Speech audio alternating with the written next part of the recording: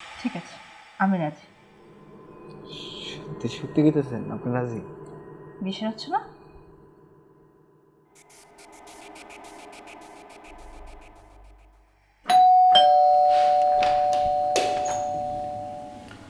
আসসালামু আলাইকুম। ওয়ালাইকুম আসসালাম। আপনি? আপু, আমার একটি বাসা লাগে। বাসা লাগে, বাসা নেন, সমস্যা কি? আসলে আমার কোনো ফ্যামিলি নেই, আমি একাই থাকবো, ব্যাচেলারই বলতে পারেন। কিন্তু আমার এখানে আমি ব্যাচেলার কোনো লোক ভাড়া দিই না। দেখেন আপু, ব্যাচেলার আমি একটু অন্যরকম ব্যাচেলার। যেমন? যেমন অন্য অন্য ছেলে ফেলে ঝামেলা করে, আমার থেকে আপনি তেমনটা কিছু পাইবেন না। একটা ছোটোখাটো জব করি, এই রাত্রে আসি, সকালে বেরিয়ে যাই, শুধু রাতটাই কাটাবো, আর কিছুই না। সারাদিন অফিস করবেন, রাতে আবার কোনো মেয়েটে নিয়ে বাসায় আসবেন না তো? সি সি সি সি, আপু আপনি এগুলো কি বলছেন? আমাকে কি দেখতে এরকম মনে হয় আপনি বলেন? এরকম কোনো কাজ আমি করবো না আপনার এখানে। ভাড়া কিন্তু ৬,০০০ করে। একটু কমিয়ে টমিয়ে রাখেন, কারণ আচ্ছা ঠিক আছে, আপনি তাহলে কালকে আসেন। কালকে আপনাকে রুম দেখিয়ে যদি আপনার পোষায় তাহলে আসবেন, আর না হলে অন্য কোথাও দেখবেন। ঠিক আছে, ঠিক আছে। আসি তাহলে। ওকে, আসসালামু আলাইকুম। ভালো থাকবেন।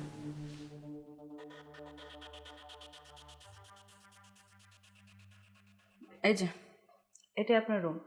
পছন্দ হয়েছে? হ্যাঁ, এত সুন্দর বাসা পছন্দ না হয় কি পারে? হ্যাঁ। আচ্ছা ঠিক আছে, কথাটা কিন্তু মাথায় রাখবেন। যাই করেন না কেন, বাড়ির মধ্যে কিন্তু কোনো মেয়ে মানুষ আনবেন না। আর যেহেতু আমাদের বাড়ির আশেপাশে অনেকে ভাড়াটিয়া আছে, আপনার কোনো ব্যবহারে তারা যেন কোনো খারাপ কিছু আমাকে না বলে, সেইভাবে একটু চলবেন। আপনি কোনো টেনশন নেন না, কারণ এই শহরে আমার এমন কেউ নেই যে আসবে। তারপরও বুঝিনি তো, প্রথমে তো বলছি ব্যাচেলার কোনো মানুষ আমি ভাড়া দিই না, কারণ ব্যাচেলার ছেলের অনেক ঝামেলা করে অনেক সময়, নানান উচ্ছৃঙ্খলভাবে চলাফেরা করে। এগুলো তো আর সবাই মেনে নিতে পারে না, অনেকেই তো ফ্যামিলি নিয়ে থাকে। আর আমাদের এখানে যতগুলো ভাড়াটিয়া দেখছেন সবাই তার ফ্যামিলি নিয়ে থাকে। আশা করবো আপনি এমন কিছু করবেন না যে তারা আমাকে কমপ্লেন করে। ঠিক আছে। আচ্ছা, আপনি রেস্ট নেন। ওকে।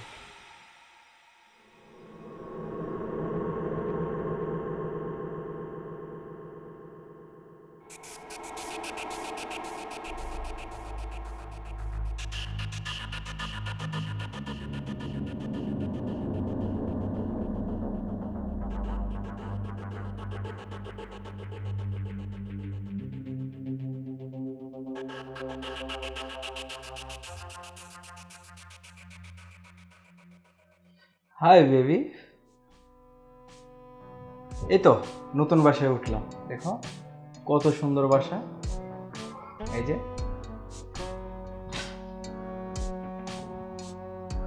তোমাকে আজকে একটু হট হট লাগতেছে, বিষয়টা কি বলো তো? আচ্ছা, একটু একটু দেখাও না। আমাকে না দেখালে তুমি কাকে দেখাবা বলো? এগুলো তো সব আমার, আমার না।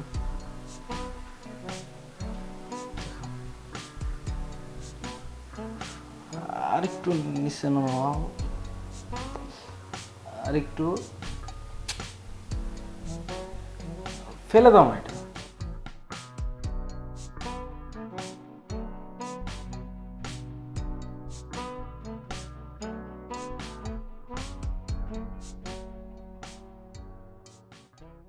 এই, আহ! বন্ধু, পরে কথা বলতে, পরে। হ্যাঁ, কার সাথে কথা বলছিলেন?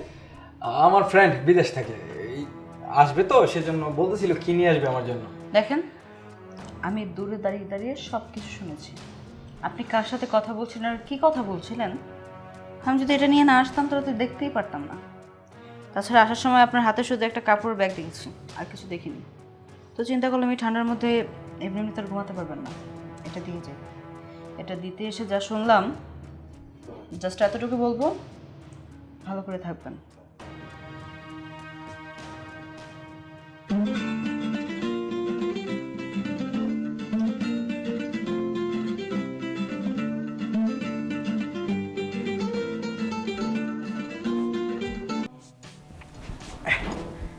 হ্যালো। আসসালামু আলাইকুম। ওয়ালাইকুম সালাম। কি করছেন? ডিস্টার্ব করলাম? না না না, ডিস্টার্ব কেন করবেন? শুয়ে ছিলাম, সমস্যা নাই, বলেন। না, যদি ডিস্টার্ব হয় তাহলে রাখি। না না, রাখবেন কেন? চা বানিয়েছিলাম তো, তাই চিন্তা করলাম যে আপনাকে একটু ডাকি। আপনি তো সবসময় একা একাই থাকেন, সারাদিন অফিস করেন, আজকে বন্ধ ছিল। যাই হোক, চার দাওয়াত রইল, আসেন। আমি এখনই আসতেছি আসতেছি। মেঘ না চেতে বৃষ্টি, চার দাওয়াত দিছি আমারে।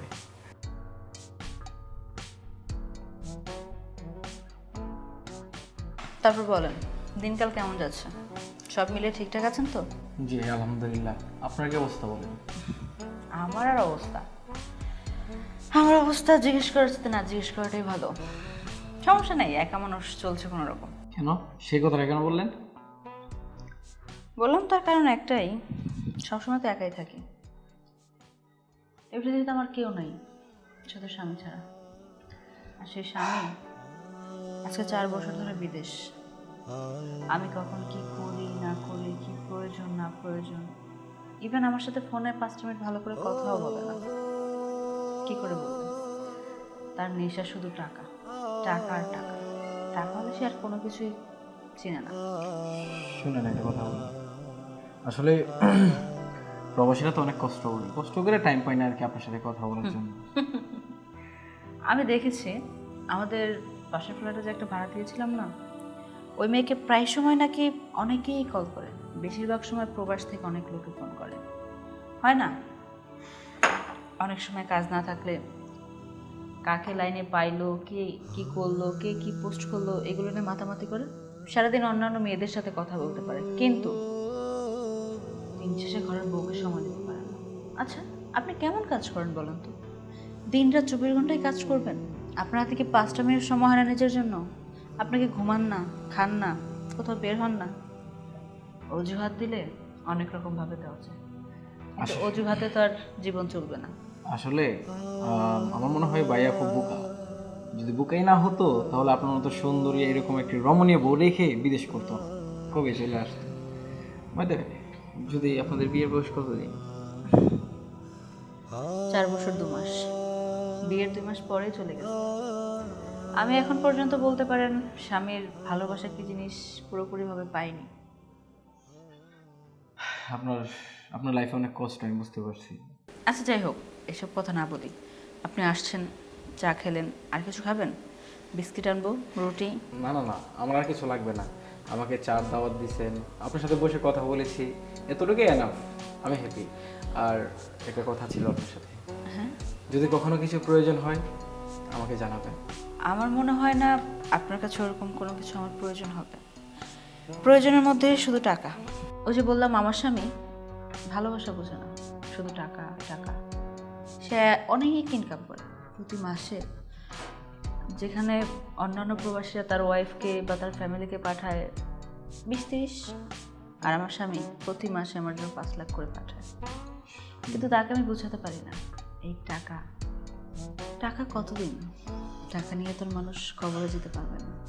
বেঁচে থাকতে তার সুখ শান্তি ভালো মন্দ দেখার মতো একটা মানুষ লাগে, সেই মানুষটা আমার থেকেও নাই, এই আর কি। দেখেন, টাকা পয়সা দিলে তো কিছু হয় না, মানুষের মনের একটা চাহিদা থাকে, সেই চাহিদাটুকু যদি পূর্ণতা না পায়, আমি মনে করি না সে একজন মানুষ। মানুষ নাকি সেটা আমি জানি না, সময় হোক, সব কিছু ঠিক হয়ে যাবে। সময়ের অপেক্ষায় বসে আছি, কপালে যা আছে তাই হবে। তাহলে আপনার তো আজকে অফিস আছে, জি যান তাহলে, আজকে আবার আসবেন। ঠিক আছে, আর যেটা বলছি সেটা একটু মাথায় রাখেন, কোনো কিছুর প্রয়োজন হলে দয়া করে আমাকে জানাবেন। আচ্ছা ঠিক আছে। আসি।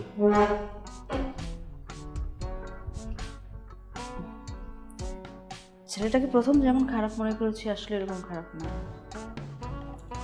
ইয়াং জেনারেশন তো অনেক কিছুই হয়, শুধু আমার লাইফে কিছু হলো না।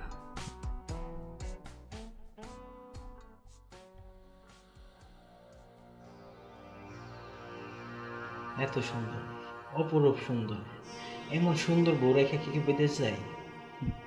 আসলে ভাই, তুমি যে বিদেশে আছো খুব খারাপ। তোমার এই চাহিদাটুকু আমি দেখে মেটাবো। রে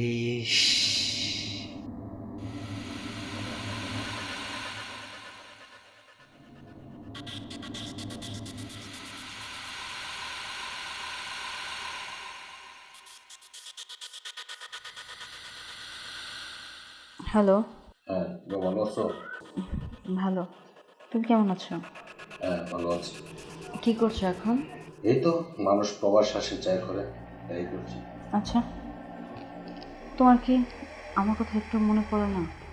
তুমি আজকে 4টা বছর ধরে বিদেশ গিয়েছো, আমি এখানে একটা মানুষ, কি করছি না করছি, শরীর ভালো না খারাপ, খাচ্ছি না যাচ্ছি, কখন কি মন চাচ্ছে, তুমি কি এগুলো কখনোই আমার খোঁজ খবর নাও না? তুমি বিদেশ যে আমাকে ভুলে গেছো তাই না? নতুন করে কোনো সংসার করছো নাকি? দেখো, তুমি যেটা বলতেছো এটা সম্ভব না, কিন্তু আমরা প্রবাসে আসছি সর্বর কাজ আর কাজ, তাছাড়া অন্য কিছু নেই। আর মাঝে মাঝে তুমি ফোন দিতে উল্টাপাল্টা কথা বললো তো মনটা আমার কিন্তু অনেক খারাপ হয়ে যায়। আমি ফোন দিয়ে উল্টাপাল্টা কথা বলে তোমার মন খারাপ হয়ে যায়? যখনই ফোনে কথা হয় তখনই আমি ফোন দিই। এখন পর্যন্ত তুমি আমাকে কয়দিন ফোন দিছো একটু বলতে পারো? আচ্ছা, বিদেশে তো আরও অনেক মানুষ থাকে, তোমার মতো তো এরকম বেইমান কেউ হয়ে যায় না। আমি তো অনেককেই দেখেছি প্রতিদিন কয়েকবার করে বউর খোঁজ খবর নেয়। আমি তো তোমাকে কয়েকবার করে আমার সাথে কথা বলতে বলছি না, তুমি যখন সময় পাও তোমার সময় সুযোগ করে একবার করে তো আমাকে কল দিতে পারো। তুমি সারা দিনে একটাবার আমাকে কল দাও না, শুধু বলো ব্যস্ত থাকো ব্যস্ত থাকো ব্যস্ত থাকো। এতই যেহেতু ব্যস্ত থাকবা তাহলে বিয়ে কেন করছিলে? আমার লাইফটাকে কেন এভাবে নষ্ট করলো? উল্টাপাল্টা কথা বলতে বলুন আপনি, এগুলো করতে ভালো লাগে না। কিন্তু প্রবাসে আসলে মানুষ সন্দেহ করে, প্রবাসে নিয়ে মানুষ টাল করছে, প্ল্যান করে তুমি যেন কাজ করতে করতে জানতে যাবে না তুমি দেখো জানবে প্রবাসী প্ল্যান করতে এগুলো বাধ্য বাধ্য রাখো। হ্যালো, আসবা কবে? দেখি কিছুদিনের ভিতরে চলে আসবো, রাখো ফোন রাখো। Hello hello.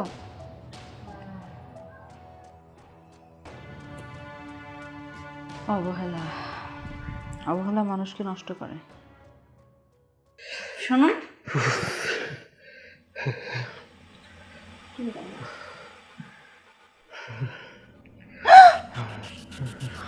জ্বর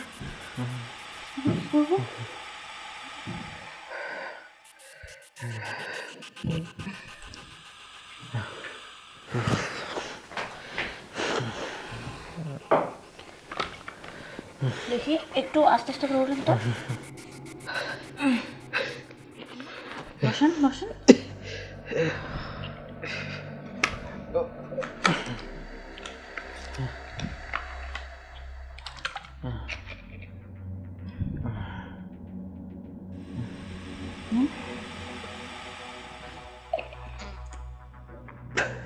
পানি খান।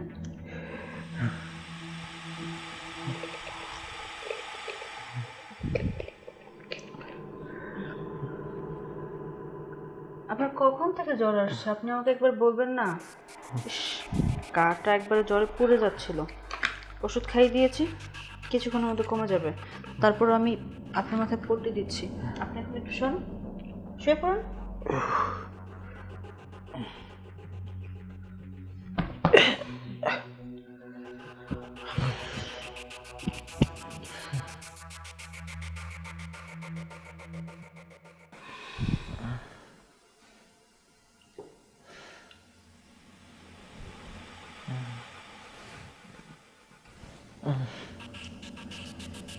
ভালো হয়ে যাবে, ওষুধ খাইয়ে দিয়েছি।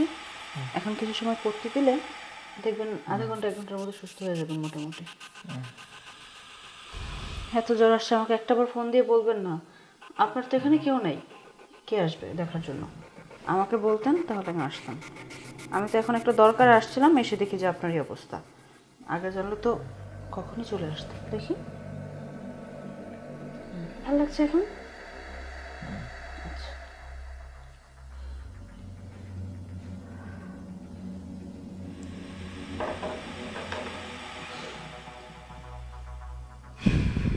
আচ্ছা আপনি বিশ্রাম নিন, আমি একটু পরে আসছি। হ্যাঁ আসছি। বলবেন?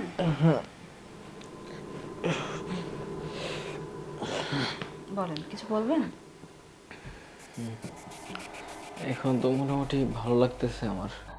আপনি যদি না আসতেন, আমাকে ওষুধের জোরপট্টি না দিতেন, তাহলে আমি বাঁচতাম না, মারাই যেতাম। আহা, এইসব কথা কেন বলছেন? মানুষ মাত্রই তো মানুষের জন্য। আজকে আপনি অসুস্থ হয়েছেন, আমি আপনার সেবা যত্ন করেছি। আবার যদি কখনো আমার কোনো ক্ষয়ক্ষতি হয় তখন আপনি আমার পাশে থাকবেন, তাহলেই হবে। যেহেতু ওষুধ খেয়ে দিয়েছি, এখন একটু ভালো লাগবেই, আর একবার দুইবার ওষুধ খেলে পুরোপুরি ঠিক হয়ে যাবেন। আমি আর ঠিক হইতে চাই না, আমি চাই আপনার সেবা যত্ন করতে। আমার সেবা যত্ন করতে? আপনি তো নিজেই অসুস্থ, আমার সেবা যত্ন কী করে করবেন? করতে পারো, কোনো সমস্যা হবে না। আপনি খুব ভালো মানুষ, আপনার কথা শুনলে মাঝে মাঝে হাসি পায়। আসলে ঘরে একা একা বসে থাকি তো, হাসার মতো কথা বলার মতো ওরকম কোনো মানুষ নেই, এই জন্য মাঝে মাঝে আপনার এখানে আসি। আপনি কিছুক্ষণ আগে একটি কথা বললেন না যে মানুষ মাত্রই তো মানুষের জন্য? হ্যাঁ, ঠিকই বলছেন। আসলে মানুষ মানুষের মাত্রই। হ্যাঁ, আপনার তো আর দেখাশোনা করার মতো কেউ নেই, একমাত্র এই বাড়িতে থাকার বলতে গেলে আমি আছি। তাই বলতেছি, আপনার দেখাশোনার দায়িত্বটা আমি নিতেছি। কি বলছেন এসব? কিন্তু আমার তো স্বামী আছে। স্বামী তো আছে, আমি তো না করিনি, কিন্তু সেই তো দূর প্রবাসে, সে কি আর আপনারে দেখাশোনা করতে পারবো? পারবো না। ঠিকই বলেছেন, ওরকম স্বামী থাকার চাইতে না থাকা অনেক ভালো। ওরকম স্বামী থাকার চাইতে সিঙ্গেলে থাকা আমি মনে করি হাজারো কোনো ভালো।